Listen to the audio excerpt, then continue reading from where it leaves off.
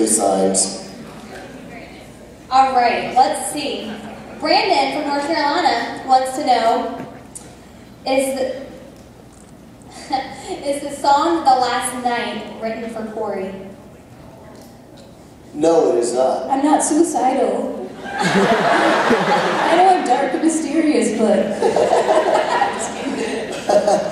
But no, it is not written for Corey. Even though, we sing it from the perspective as if it were, of course, so I can see, what I come across.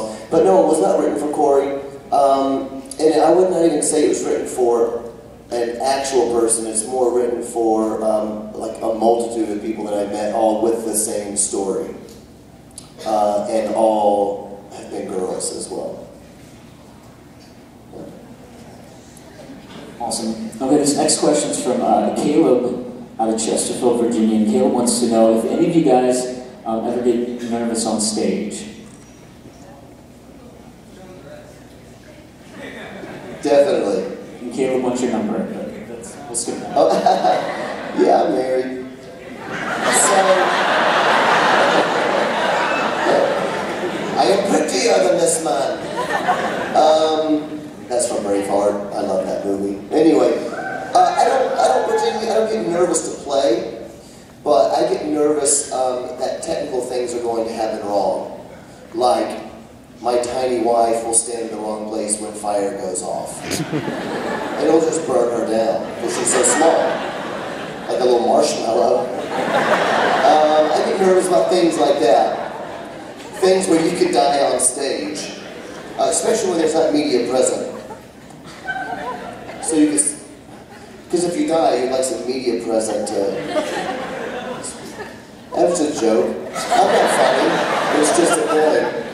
So those things make me nervous. Every once in a while I get nervous, if it's like a really big festival. Like Creation or something, something like that. No lie, that'll make you nervous, because there's just so many people. But I'm still mainly nervous about technical things.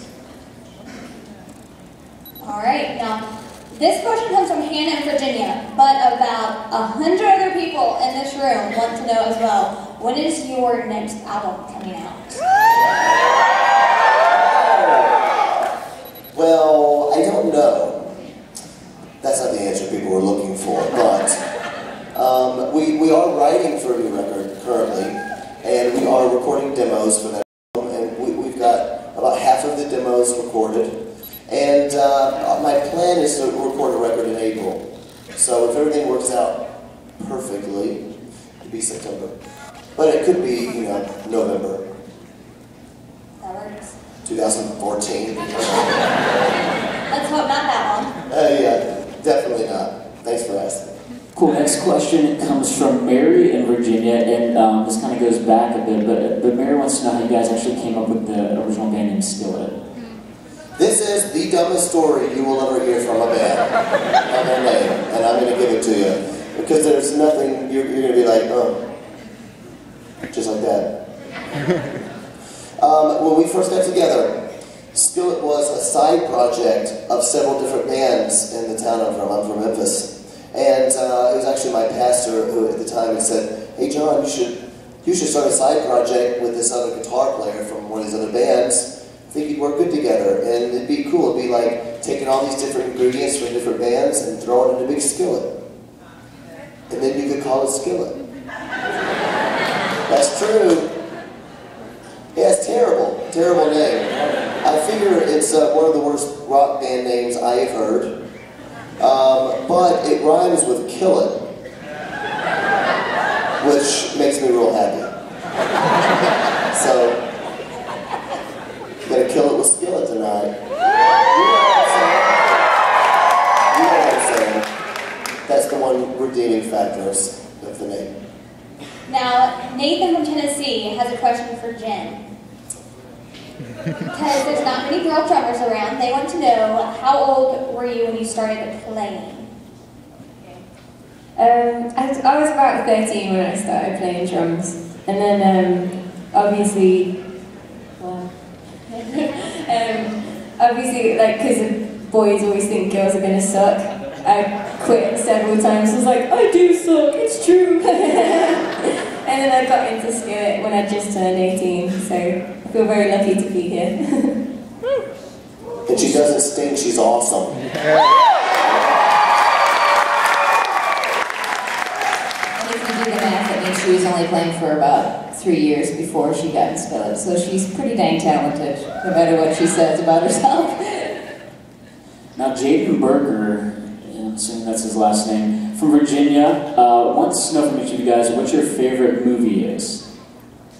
Braveheart. I even quoted it already, didn't I? I love Braveheart. Warrior has moved into my new favorite movie.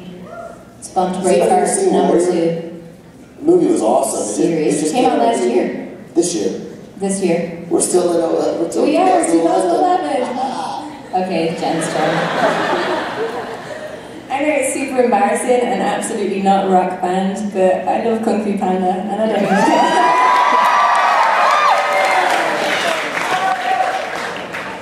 I gotta go Jurassic Park. First one. Sing the song. Go ahead.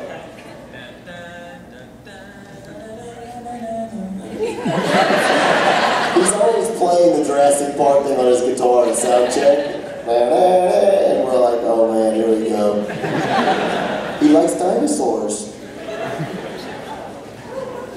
All right, now Clayton from New Jersey wants to know, who do you guys try to reach with your lyrics the most?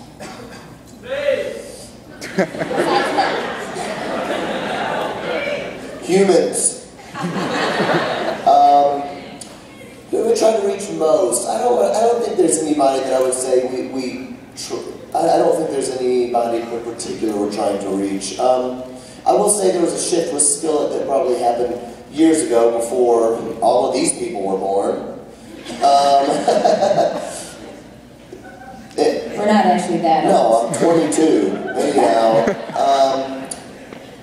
there was a shift back when we had a record come out called Collide. Yeah. Thank you very much, all you people. Something deep inside. I don't know why I did that. It's been a long time since I've sung that song. That hurt. Anyhow, that was, I think, where skills started changing. I think from writing, particularly before that, I felt called to write songs to Christian people. And I think they were songs that, as Christians, that people could relate to in our relationship with God, and what's our role as the church is meant to do on the earth, things like that. And then when I was making this record, Collide, I think I felt God speak to me about changing my direction, and it was beginning to write about more experiences, I think, things that all people can relate to, whether you're a Christian, atheist, or anything in between. And that's when I began to write more about issues, issue-driven music, things I'm going through in my life, things that all of us are going through. So it's an important thing for Skillet. Skillet is a little bit different than what I would call classic Christian music. Classic Christian music is written for Christian people, which I really love. I grew up listening to Petra and DeGarmo and Key and Striper and all that. And I love what I would call classic Christian music. But Skillet is, I think, a band maybe more in the vein of Switchfoot or B.O.D. or somebody like that is writing music not just for Christian people, it's for everybody. I think that's a calling, by the way. I don't think all bands should do that. I think Casting Crowns is really great at what they do, and they write music for the church, and I think that's really great. Toby is one of my good friends, people like that. So I think you just got to know what God has called you to do, and Skillet is, being obedient to that. Thanks. Cool. Along the same lines, a couple people have actually asked this question, but what was the inspiration behind the song "Feel Like a Monster"? Is there something in particular that the Hulk. That's true. The Hulk. What'd you say? You want me to sing it? I don't like to sing in front of people.